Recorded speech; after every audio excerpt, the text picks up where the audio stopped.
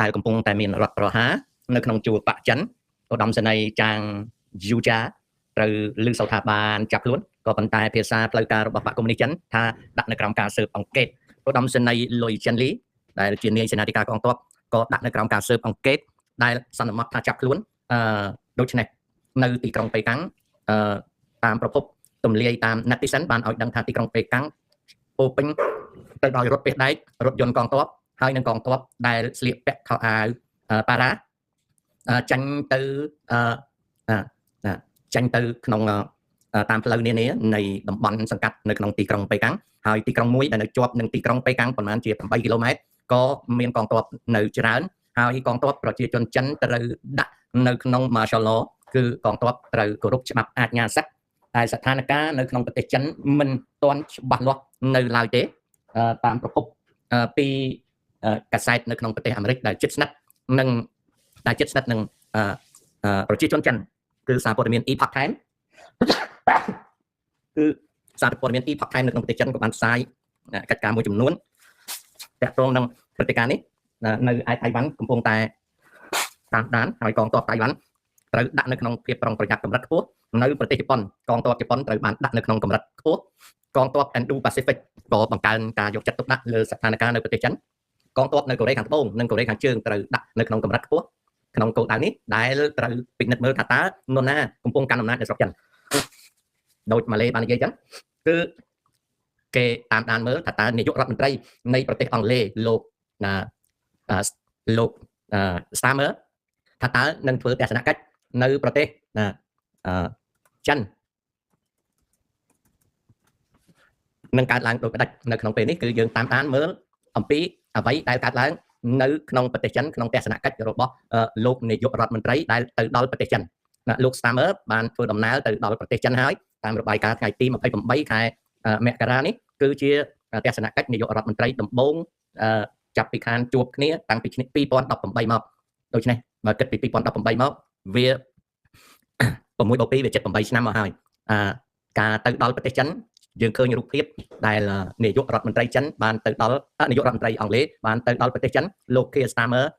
ដែលទៅដល់ប្រទេសចិនត្រូវជួបនិយាយគ្នាជាមួយនឹងលោកប្រធានស៊ីជីនពីងអញ្ចឹងយើងចាំមើលថាតើអ្វីនៅក្នុងប្រទេសចិនមានដំណើរល្អឬអាក្រក់យ៉ាងណានៅក្នុងព័ត៌មានដែលផ្សាយដោយប្រអប់មាត់ចិនយើងឃើញថាសារព័ត៌មាន The South China Morning Post នៅក្នុងថ្ងៃនេះមិនទាន់និយាយអ្វីច្បាស់លាស់ពីដំណើរទស្សនកិច្ចរបស់លោក Keir Starmer នៃប្រទេសអង់គ្លេសនោះទេក៏ប៉ុន្តែសារព័ត៌មានទីភ្នាក់ងារសារព័ត៌មាន Reuters បានផ្សាយអំពីការទៅដល់នៃលោក Starmer នៅទីក្រុងប៉េកាំងណានេះគឺជាចំណែកមួយអ្វីដែលយើងកលេចមើលសារព័ត៌មាន The South China Morning Post គឺมันបាននិយាយអំពីការទៅដល់របស់លោក Starmer ទេទំព័រThe South China Morning Post មិនមាននិយាយអំពីការទៅដល់នៃលោក Starmer ទេក៏ប៉ុន្តែមាននិយាយរឿងផ្សេងទៅវិញគឺសារព័ត៌មាន The South China Morning Post បែរទៅជានិយាយអំពីចំណុចមួយថាប្រទេសចិនបានយល់ព្រមនាំចូលនៅchip របស់ក្រុមហ៊ុន Nvidia ប្រភេទ H200 ការដែលសុកចិត្តនាំ chip ចូលដោយក្រុមហ៊ុន ByteDance Alibaba និង Tencent នៃប្រទេសចិនចំនួនជិតកន្លះលានបន្ទះត្រូវបានរដ្ឋាភិបាលនិងបកចិនព្រមឲ្យនាំចូលនៅ chip ប្រភេទ H200 នេះបានសេចក្តីថាជាសញ្ញាមួយដែលតាក់ទងអំពីការធ្វើឲ្យត្រជាក់នៅក្នុងទំនាក់ទំនងជំនួញអាមេរិកនិងប្រទេសចិនហើយប្រទេសចិនហាក់ដូចជាមិនបង្ហាញពីភាពគំរាមកំហែងទៅដល់តៃវ៉ាន់ទេគ្រាន់តែនិយាយនៅក្នុងទំព័រជួរមុខរបស់ខ្លួនកាលពី1ម៉ោងមុនអំពី supply chain កាសែត The South China Morning Post ហាក់ដូចជាគ្មាននិយាយអ្វីទាល់តែសោះសារព័ត៌មានទីភ្នាក់ងារព័ត៌មាន Reuters បានផ្សាយថា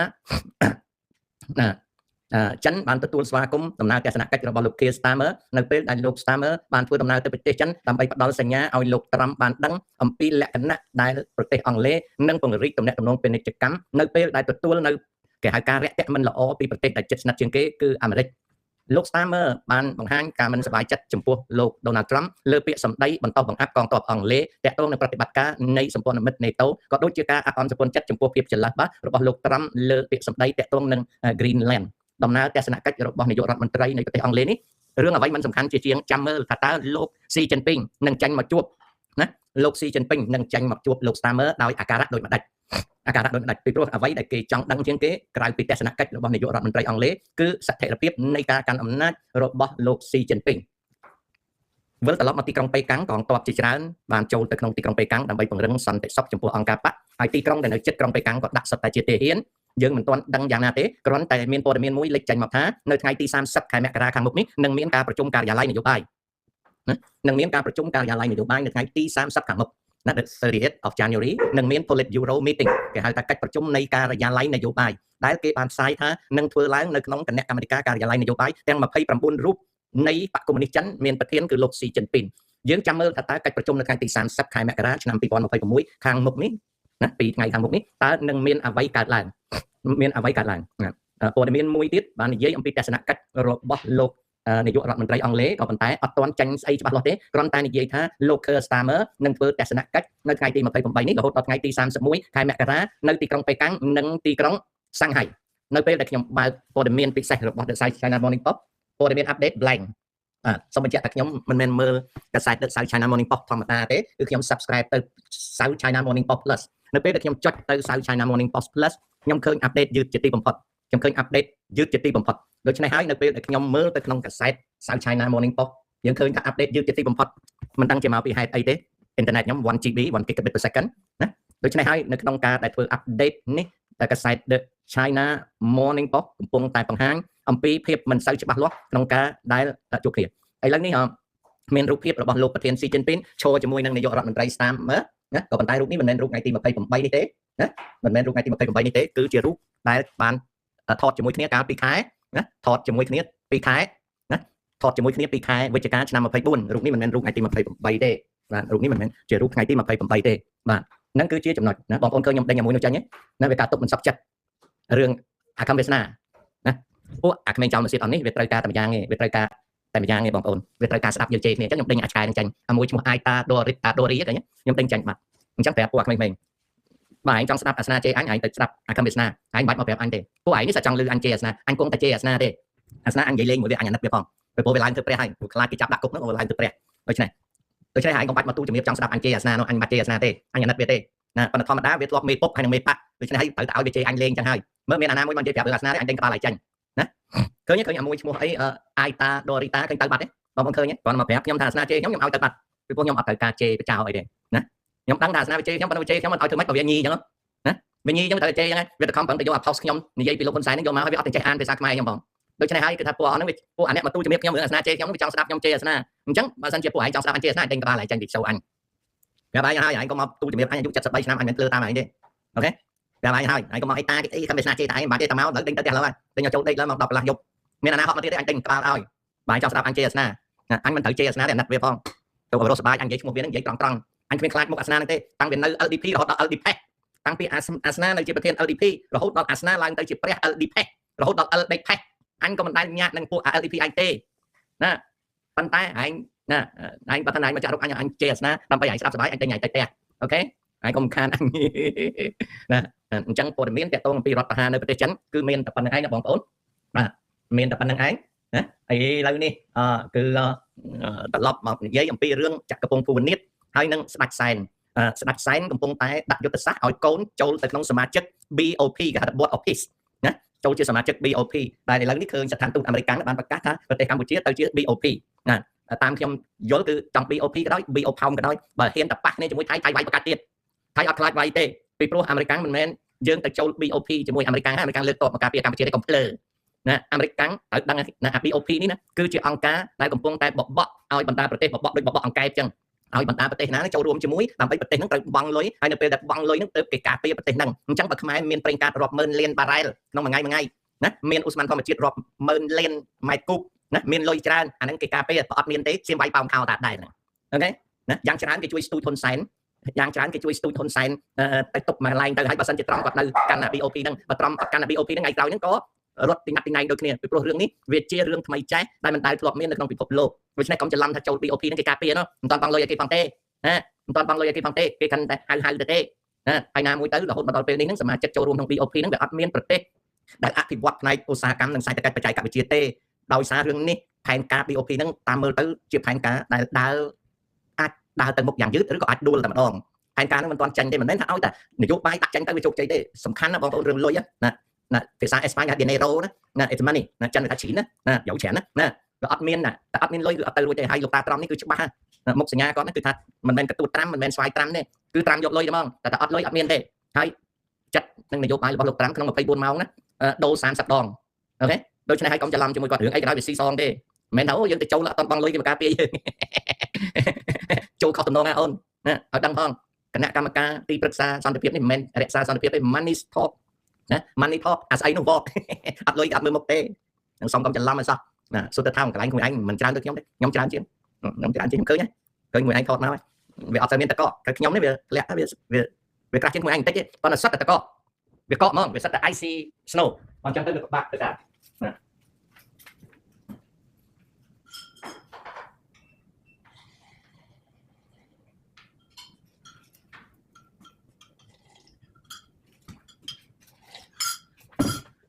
អាហ្នឹងអញ្ចឹងខ្ញុំឃើញថាលោកហ៊ុនសែនគាត់កំពុងតែធ្វើនយោបាយដើម្បីរកកន្លែងសុខបានសេចក្តីថាមនុស្សសញ្ចេតនាសតិអារម្មណ៍របស់លោកហ៊ុនសែនទទួលដឹងហើយថាវាយចាញ់សៀម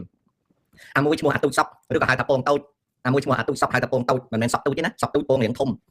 អាមួយឈ្មោះទូចសុកហៅថាពងតូចហ្នឹងវាខំប្រឹងលុញប៉ុន្តែមើលទៅបាត់ហ៊ុនសែនអត់ចូលតាមវាទេណាអូខេណាហ៊ុនសែនអត់ចូលតាមវាទេពីព្រោះតាមមើលសភាពការហ៊ុនសែនគាត់ចាប់តាមភ្ញាក់ខ្លួនបន្តិចហើយធម្មតាទេខ្មោច7ថ្ងៃណាខ្មោច7ថ្ងៃភ្ញាក់ខ្លួនបន្តិចហើយភ្ញាក់ខ្លួនបន្តិចហើយភ្ញាក់ខ្លួនថាស្អីដែលហ៊ុនសែនអួតអាងឡើងទៅមុខរួចហើយសញ្ញានៃការភ្ញាក់ខ្លួនរបស់ហ៊ុនសែនគឺការបញ្ជូនឲ្យទេបាញ់ទៅរកសេចក្តីសុខជាមួយថៃណាទៅរកសេចក្តីសុខជាមួយថៃគឺជាសញ្ញាមួយដែលបញ្ជាក់ថាហ៊ុនសែនភ្ញាក់ខ្លួនហើយណាហ៊ុនសែនភ្ញាក់ខ្លួនដឹងថាខ្លួនហ្នឹងហក់ជាមួយសៀមអត់រួចទេណាហក់ជាមួយសៀមអត់រួចទេហើយឥឡូវនេះហ៊ុនសែនក៏ដេកគិតដែរដេកគិតរកវិធីណាដើម្បីនឹងដោះស្រាយបញ្ហាឲ្យវាបានសុខសប្បាយតែខ្ញុំគ្រប់គ្រងហ៊ុនសែនទៅអញ្ចឹងហ៊ុនសែនឈប់អួតអាងឈប់បើកប្របីមាត់របស់គាត់អានឹងជួយឲ្យកូនគាត់បានជោគជ័យទៅថ្ងៃមុខខ្ញុំគ្រប់គ្រងគាត់ប៉ុន្តែខ្ញុំនិយាយត្រង់ឲ្យគាត់ដឹងអញ្ចឹងហ្មងតែលំមាត់ត្រូវកុំថាចូលសមាជិកអង្គការសមាគមសន្តិភាពទេត្រង់អាចកាន់អំណាចនៅប្រទេសអាមេរិកបានត្រឹមតែឆ្នាំ30ទេអូខេមានន័យថាតែ4ឆ្នាំទេ29តែចូលថ្ងៃទី1ខែមករាឆ្នាំ30ហ្នឹងឬក៏មើលឆ្នាំ24ចូលកាន់អំណាច25 26 27 28មើលចូលកាន់អំណាច25 26 27 28អញ្ចឹងឆ្នាំ29ហ្នឹងលោកតាត្រង់ហ្នឹងគាត់អស់មានហើយគាត់អត់អាចចូលឈ្មោះតទៅទៀតទេដូច្នេះលោកម៉ាកូរ៉ូយ៉ូប្រហែលជាមិនធ្វើទេអា BOP ហ្នឹងអត់ធ្វើទេលោកម៉ាកូរ៉ូយ៉ូធ្វើទាំងទិសតល់ទេអានេះតាមខ្ញុំមើលណាតាមខ្ញុំពិនិត្យមើលស្ថានភាពលោកម៉ាកូរ៉ូយ៉ូធ្វើទាំងទិសតល់ទេពីព្រោះអាហ្នឹងវាកង់អញ្ចឹងទៅដល់ឆ្នាំ29លោកតាត្រង់គាត់អត់អាចឈរអាណត្តិ3អាណត្តិបានទេបើគាត់ហ៊ានឈរពីប្រទេសអាមេរិកកុំច្រឡំប្រទេសអាមេរិកមិនធ្លាក់ខ្លួនទៅជាអ្វីដែលទៅតាមចិត្តមនុស្សម្នាក់ទេប្រទេសអាមេរិកមានគូក្បាលច្រើនប្រទេសអាមេរិកមានអ្នកប្រាជ្ញច្រើនប្រទេសអាមេរិកមានទាំង scientist មានទាំង educator មានទាំង intellectual នឹងមួយទៀតប្រទេសអាមេរិកมันអាចនៅតែមួយកន្លែងនេះប្រទេសអាមេរិកគឺធ្វើអ្វីគឺធ្វើនៅក្នុងនយោបាយផ្លាស់ប្ដូរជានិច្ចអញ្ចឹងសំខាន់ជាងគេគឺខែវិច្ឆិកាឆ្នាំ2027នេះ2026នេះសូមទោសខ្ញុំនិយាយចេះខុសខែវិច្ឆិកាឆ្នាំ2026នេះគឺជាទំព័រមួយដែលត្រូវពិនិត្យមើលតទៅទៀតដូច្នេះហើយបានជាបណ្ដាប្រទេសនានានៅក្នុងពិភពលោកទោះបីលំបាកលំបិនប៉ុណ្ណាក៏ដោយក៏វាមានចំណុចមួយជាមួយគ្នាដែរណាចំណុចមួយជាមួយគ្នាដែរដូច្នេះហើយខ្ញុំនិយាយសារថ្មីម្ដងទៀតការចូលសមាជិក BOP ការចូលសមាជិកនៃអង្គការឬក៏ក្រុមសន្តិភាពនេះរយៈកន្លងមកគឺមានដូចតទៅណាដំបូងយើងពិនិត្យមើលសិនតើក្រុមហ្នឹងវាមានលក្ខណៈយ៉ាងម៉េចណាវាមានលក្ខណៈយ៉ាងម៉េចនៅក្នុងចំណុចនៃការរៀបចំណាយើងមើ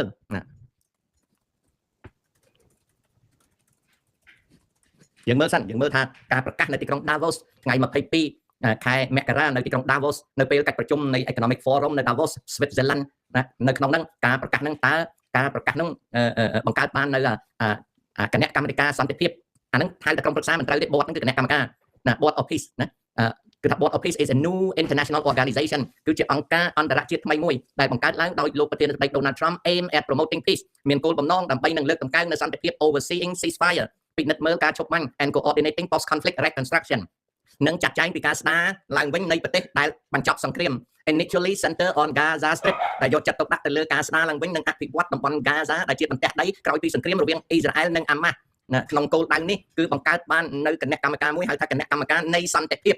Board of Peace អ្វីដែលជាគណៈកម្មការនៃសន្តិភាពនោះគឺជាអង្គការមួយដែលដាក់ខ្លួនជាអង្គការអន្តរជាតិទទួលបន្ទុកខាងកសាងសន្តិភាព ដែលបានប្រកាសដោយលោកប្រធានាធិបតី Donald Trump នៅឯទីក្រុង Davos ក្នុងខែមករានេះគឺថ្ងៃទី22ខែមករានៅទីក្រុង Davos ប្រទេស Switzerland លោកប្រធានាធិបតី Trump គឺជាអគ្គនាយកនៃគណៈកម្មាធិការនេះណាលោកប្រធានាធិបតីលោក Trump គឺជាប្រធានអគ្គនាយកនៃគណៈកម្មាធិការនេះដែលគណៈកម្មាធិការនេះអត់មានជ្រើសរើសប្រធានទេគឺប្រធានគឺលោកតា Trump ហើយជាប្រធានដែលប្រហែលជាប្រធានរហូតណាប្រធានរហូតនឹងមានន័យថាមិននៅឡើយទេណាក្នុងហើយលោកប្រធានាធិបតី Trump ហ្នឹងលោក Trump ហ្នឹងជាប្រធានអគ្គនាយកនៃគណៈកម្មការនៃសន្តិភាពដែលទទួលខុសត្រូវលើការសម្រេចចិត្តនានាគណៈកម្មាធិការនេះភ្ជាប់ការតាក់ទងទៅនឹងការអនុវត្តនៃកិច្ចអនុវត្តផែនការសន្តិភាព20ចំណុច The 20 Point Peace Plan សម្រាប់តំបន់ Gaza ដែលគ្រប់គ្រងដោយក្រុមប្រឹក្សាសន្តិសុខសហប្រជាជាតិតាមសេចក្តីសម្រេចចិត្តនៃ United Nations Security Council Resolution 2803ណានៅក្នុងលក្ខន្តិកៈ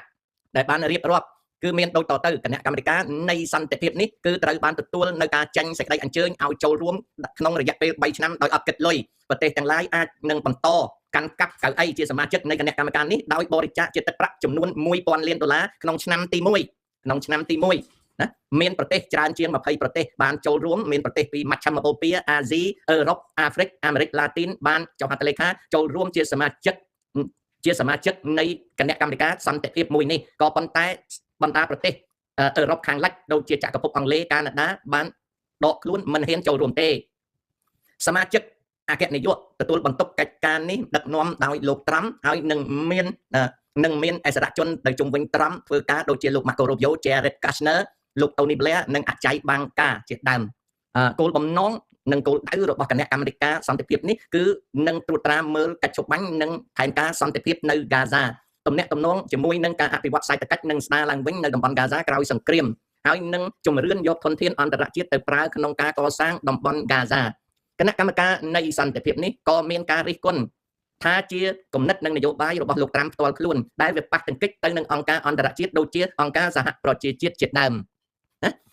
អានោះគឺជាលក្ខណៈដែលគេនិយាយហើយដូចខ្ញុំបានអធិប្បាយរួចម្ដងមកហើយអារឿង BOP នេះគឺភាសាសាមញ្ញគេហៅថា pay to play អ្នកត្រូវបង់លុយដើម្បីអ្នកមានប្រយោជន៍បើអ្នកគ្មានលុយអ្នកអត់បានប្រយោជន៍ពីអង្គការនេះទេពីគណៈកម្មការនៃសន្តិភាពនេះទេដូច្នេះហើយខ្ញុំនិយាយលេងតែប៉ុណ្្នឹងទេថាបើវាអត់មានលុយឲ្យគេអត់មានជួយទេអង្គការនេះគឺជាអង្គការដែលទាមទារឲ្យបង់លុយថ្លៃមិនបានទាមទារឲ្យបង់លុយថ្លៃពីព្រោះអង្គការនេះវាជាចំណែកមួយដ៏សំខាន់ណាអង្គការនេះវាជាចំណែកមួយសំខាន់សម្រាប់ធានាបាទអង្គការនេះជាអង្គការមួយសំខាន់សម្រាប់ធានាឲ្យបាននៅ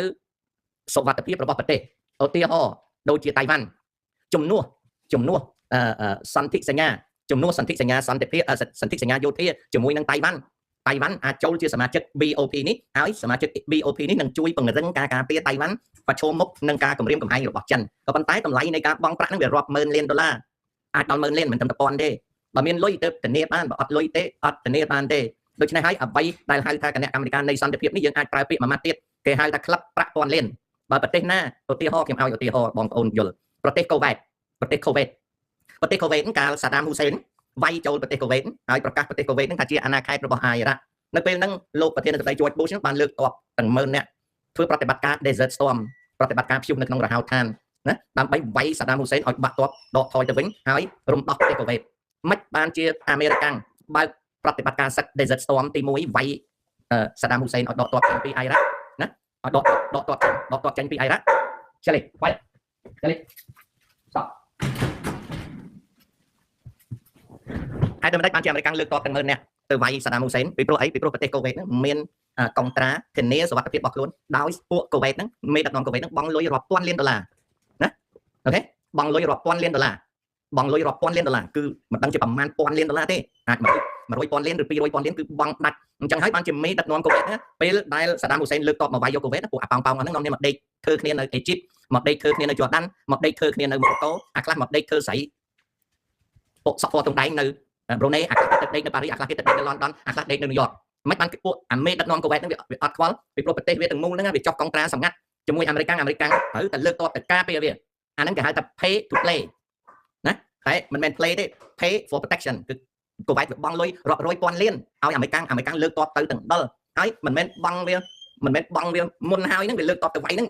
គ្រប់គ្រាន់ទេគឺត្រូវចិញ្ចឹមទ័ពវាហ្នឹងរហូតមកដល់ថ្ងៃនេះ2026កូវេតនៅសងទៀតឧទាហរណ៍ថាថ្លៃរំដោះកូវេតហ្នឹងវាអស់500,000 លាន$500 billion ឬក៏វាអស់$1 trillionណាកូវេតហ្នឹងត្រូវសងរាល់ឆ្នាំរហូតដល់ឆ្នាំ26ហ្នឹងបង់ឲ្យតទៅទៀតបានកូវេតហ្នឹងវាដេកលក់ហើយមេដឹកនាំកូវេតហ្នឹងវាអត់មានទៅច្បាំងទៅកោះកាយទេវារត់មកធ្វើគ្នាវាមកដេកជាមួយស្រីស្អាតនៅខៃរ៉ូ នៅ Jordan នៅ Paris នៅ Morocco នៅ Brunei នៅអីវាមិនដេកអោបធ្វើគ្នាយប់វាអត់គាត់ទេព្រោះស្រុកវាហ្នឹងវាសង្ហេឲ្យមកអាមេរិកដល់បានទេនិយាយឲ្យស្រួលយល់គឺវាបងលុយឲ្យអញ្ចឹងសេវាការពារសេវាកម្មការពារណាសេវាកម្មការពារអាហ្នឹងគឺវាអញ្ចឹងហើយប្រទេសដូចជាប្រទេសEmirates អារ៉ាប់រួមគេហៅថា United Arab Emirates ដូចជាប្រទេស Emirates អារ៉ាប់រួមវាបងលុយឲ្យអាមេរិកហើយស្រេចដូចជាប្រទេសកាតាទោះបីវាតវ៉ាទោះបីវាតាក់ទងជាមួយប៉ាឡេស្ទីនវាតាក់ទងអីចឹងគឺសម្ដេចចង់ដែរសម្ដេចគាត់ចង់អញ្ចឹងគាត់ចង់បងលុយដើម្បីការពារអំណាចតកូលហ៊ុនណាហើយគាត់មានលុយគាត់នឹកឃើញគាត់មានលុយគាត់ចង់អញ្ចឹងមានន័យថាប្រទេសយើងគឺថាទៅជាឋានសួគ៌លោកីរបស់របបហ៊ុនសែនអាមេរិកត្រូវការពារអញ្ចឹងប៉ុន្តែវាយើងនិយាយពីលុយហ្នឹងរាប់100,000 លាន300,000 លាន500,000 លានyou know a lot of money ណាបើតែសែនគាត់រកលុយបានអាហ្នឹងគាត់សក់ហើយបើថាគាត់រកលុយមិនបានទេគេការពារគាត់ដែរប៉ុន្តែគាត់មានប៉ាសពតទៅកន្លែងផ្សេងណាអាហ្នឹងអញ្ចឹងទេវារបៀបអញ្ចឹងប៉ុន្តែគាត់ថាអ្វីដែលជា arrangement អ្វីដែលជាការរៀបចំរបស់កូវ៉ែតគេអត់និយាយទេឥឡូវងាកមករឿងមួយទៀតងាកទៅរឿងប្រទេស Brunei គឺតាំងពីតាហ៊ានយាមវាំងតាំងពីតាហ៊ានយាមសពគ្រប់តាំងពីមេបញ្ជាការសន្តិសុខអីគឺចាត់ចែងរៀបចំដោយ UK ដោយអង់គ្លេសគាត់រៀបចំស្អីឲ្យទាំងអស់ឲ្យស្ដេច Brunei ហ្នឹងដើរតែធ្វើក្តាប់គ្នាហ្នឹងទៅសុបាយទៅមានឡានមាសមានអីចឹងទៅហើយប្រេងហ្នឹងស្ដេច Brunei អត់ខ្វល់គិតថាប្រេងហ្នឹងបូមយ៉ាងម៉េចឧស្ម័នធម្មជាតិហ្នឹងបូមយ៉ាងម៉េចគឺអត់ខ្វល់ទេគឺក្រុមហ៊ុនអាមេរិកគេហៅ asset manager គឺ manage ដងប្រេងទាំងអស់ manage ទាំងអស់ណាហើយ Brunei ហ្នឹងគាត់មាន Minister of Petroleum Oil Gas អញ្ចឹងមែនប៉ុន្តែអា Minister ហ្នឹងគាត់ជាមុខទេតំណែងអាអ្នកដែលធ្វើកិច្ចការហ្នឹងគឺសិតតែអង់គ្លេសទាំងអស់ហើយតបតែការពារប្រទេស Brunei ដែលសំខាន់គេហៅតបខលការហ្នឹងគឺអង់គ្លេសហ្នឹងគេទៅ recruit ជនជាតិនេប៉ាល់អាមានកបាត់ដូចផ្លែប្រខាន់រៀងកងក់ងោដូចប្រច័នមួយចំណិតណាគេ recruit គេយកពួកនេប៉ាល់ហ្នឹងទៅរៀននៅអង់គ្លេសទៅរៀននៅក្នុងសាលារបស់កងទ័ពពិសេសហើយដល់រៀនហើយសពគ្រប់គេបញ្ជូនកងទ័ពហ្នឹងមកការពារប្រទេស Brunei អង់គ្លេសប៉ាវមកដាក់អញ្ចឹងបានស្ដេចស៊ុលតង់ហ្នឹងក៏អត់មានតែខ្វាយខ្វល់អីទេណាក៏អត់មានខ្វាយខ្វល់អីទេគឺថាប៉ូលីសនៅក្នុងប្រទេស Brunei ហ្នឹងវាពួក Brunei មានប៉ុន្តែអាមេធំកំងដំប៉ូលីសហ្នឹងគឺអង់គ្លេសណាបញ្ជាការអង្គរៈហ្នឹងក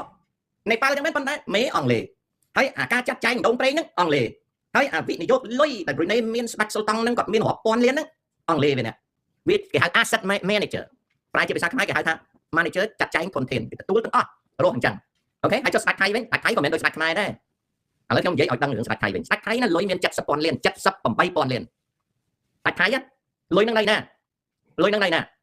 យនឹងមួយចំនួននៅស្រុកអាមេរិកមួយចំនួនទៀតនៅស្រុកណាមួយចំនួនទៀតនៅអាល្លឺម៉ង់ហើយអ្នកណាអ្នកចាត់ចែងអា 78,000 លានហ្នឹងអា 78,000 លានហ្នឹងគឺ manager អាមេរិកហើយនិង manager អាល្លឺម៉ង់អ្នកចាត់ចែងហើយពួកអាដែងឯងដែលនិយាយថាបារមីប្រាសាទតាកបីដែលគេបាញ់បាក់ប្រាំងហ្នឹងបើសិនជាឯងជឿថាបារមីនឹងវាខ្លាំងណាស់ឯងទៅកាច់យកអា 78,000 លានរបស់ស្ដេចថៃកុំភ្លើពេកវាយគេមិនឈ្នះបនខ្មៅឲ្យទៅកាច់ស្ដេចថៃងាប់ទៅបាត់ក៏អាលុយហ្នឹងអាមេរិកហើយនិងអង់គ្លេសវាកាន់អាល្លឺម៉ង់វាកាន់អូខេយល់ទេលុយហ្នឹងគឺវាអង់គ្លេសនិងអាល្លឺម៉ង់ asset manager ហ្នឹងចាត់ចែងអាលុយហ្នឹង 78,000 លានមិនមែននៅលើដៃដាច់ថៃហ្នឹងក៏ចាត់ចែងណាអាហ្នឹងអញ្ចឹងត្រូវឲ្យដឹងអាហ្នឹងគឺប្រទេសថៃហ្នឹងវាមិនមែនយកមេទៅផ្ញើនៅស្រុកចិនដូចយើងណាអាហ្នឹងឲ្យដឹងណាបន្ទាប់មកទៀតឥឡូវទៅមើលម៉ាឡេស៊ីម្ដងម៉ាឡេស៊ីវាមានស៊ុលតង់វាតាមអាណាចក្ររបស់វាព្រោះម៉ាឡេស៊ីហ្នឹងវាជាសហព័ន្ធនេះជា Federation ណាដឹងទេតើស៊ុលតង់ម៉ាឡេស៊ីហ្នឹងក៏ទុកលុយនៅណាទុកលុយជាមួយអង់គ្លេសណាមិនមែនទុកលុយផ្ញើនឹងអានវ៉ាអេប្រាហាំទេដល់បាននេះលុយស៊ុលតង់តែមានហ្នឹងគេទុកជាមួយអង់គ្លេសនោះហើយអាស្រុកម៉ាឡេស៊ីហ្នឹងវាអត់អារម្មណ៍ដោយសារអីមិនមែនដោយសារអាមហាទេអាចុយណៃហ្នឹងទេដោយសារស៊ុលតង់ហ្នឹងគេទុកលុយជាមួយអង់គ្លេសបានជាប្រទេសគេហ្នឹងទោះបីយ៉ាងណាក៏មិនងាយនឹងដួលដែរពីព្រោះផលប្រយោជន៍ម៉ាឡេស៊ីនៅលើក្បាលនៃគណៈបកអ៊ុំណូពីដើមហ្នឹងគឺអង់គ្លេសអ្នកកាន់ដល់បាននេះគេទោះបីគេថាគេប្រទេសមិនចូលបកសម្ព័ន្ធអីមែនប៉ុន្តែលុយនៅលើដៃហ្នឹងពីព្រោះមនុស្សដូចអានវ៉ាអេប្រាហាំគាត់មិនមែនភ្លើទេគាត់ទៅសួរកាតាគាត់ទៅសួរមេដឹកនាំសាអូឌីគាត់ទៅសួរមេដឹកនាំបារ៉េនអ៊ីមេរ៉េតឬក៏អូម៉ាន់ក៏គេដឹងដែរគេប្រាប់គាត់ថាលុយអញហ្នឹងមិនមែននៅដៃអញទេនៅអាមេរិកនិងអង់គ្លេសអាក្រុមហ៊ុនអាទីក្រុងឌូបៃហ្នឹងមិនមែនជាស្នាដៃរបស់ពួកពើសៀនទេណាទីក្រុងដែលស្អាតសាងសង់សិតតែជា management របស់ពួកអង់ឡូសាក់សុងអាហ្នឹងអញ្ចឹងហើយអាប្រទេសឥណ្ឌូនេស៊ីនេះសម័យស៊ូហាតូមកអីហ្នឹងតែឥឡូវទេមិនចាប់តាមមានការផ្លាស់ប្ដូរខ្លះពីដើមណា Exxon អ្នកកាន់ប្រទេសឥណ្ឌូនេស៊ីក្រុមហ៊ុនអាមេរិកឈ្មោះ Exxon ណាតែឥឡូវគេហៅ Exxon Mobil វាកាន់ប្រទេសឥណ្ឌូនេស៊ីប៉ុន្តែវាកាន់អត់សូវល្អទេណាវាកាន់អត់សូវល្អទេអាក្រុមហ៊ុន Exxon Mobil ហ្នឹងវាស៊ីខុសពេកវាកាន់អត់សូវល្អក៏របូតអាឥណ្ឌូនេស៊ីខ្លះទៅប្រជាជនឥណ្ឌូនេស៊ីហ្នឹងគាត់ឥណ្ឌូនេស៊ីវាមានភាពដូចប្រទេសអ៊ៃរ៉ាន់សម័យស្ដេចឆាអញ្ចឹងក្រុមហ៊ុនអាមេរិកកាន់ប៉ុន្តែវាអត់យកចិត្តទុកដាក់នឹងជីវភាពប្រជាជនមិនមែនថា manager ហ្នឹងល្អទាំងអស់ទេមាន manager ខ្លះមិនសូវយកចិត្តទុកដាក់ដែរហើយចុះសិង្ហបុរីជាទូទៅថាវាជាឯករាជ្យនាយករដ្ឋមន្ត្រីវាគឺខ្លាំងប៉ុន្តែនៅសិង្ហបុរីវាមាន sovereign fund 2សិង្ហបុរីណាវាមាន sovereign fund 2អា sovereign fund 2របស់សិង្ហបុរីហ្នឹងគឺនៅក្នុងដៃអាមេរិកនិងអង់គ្លេស មានន័យថាទ្រព្យសម្បត្តិសិង្ហបុរីនៅក្នុងដៃអាមេរិកនិងអង់គ្លេសបើមានអ្នកណាមួយវាយវាអង់គ្លេសអាមេរិកត្រូវចាញ់មកជួយពីព្រោះអ្នកដែលជា manager របស់ sovereign fund ហ្នឹងក្រៅពីពួកសិង្ហបុរីគឺអង់គ្លេសហើយនិងអាមេរិកអូខេកម្ពុជាត្រូវការសន្តិភាពត្រូវការឈ្នះមនុស្សអន់ចង់បានសុខមនុស្សខ្លាំងចង់បានជ័យជំនះអាហ្នឹងរឿងមួយទៀតខ្មែរបានសុខភ្លាមឲ្យតែមេដឹកនាំឈប់ចូលឈប់អួតឈប់ fake ខ្មែរបានសុខហើយខ្មែរចេះគិតតាខ្មែរពូកែតាប៉ុន្តែឥឡូវនេះវាជោគជាំពេកជោគជាំរឿងចូលរឿងអួតហ្នឹងណាអូខេមានកញ្ចប់ច្រើនណាស់នៅក្នុងអា BOT ហ្នឹងមានកញ្ចប់ច្រើនណាស់មិនមែនយកតែ1000លានទេអើយយកច្រើនណាស់ខ្ញុំនិយាយឲ្យស្រួលស្ដាប់ទៅតែត្រង់មកគាត់បង្កើតគណៈកម្មការនៃសន្តិភាពហ្នឹងគោលដៅគឺចេះអញមានសេវាកម្មការពារឯង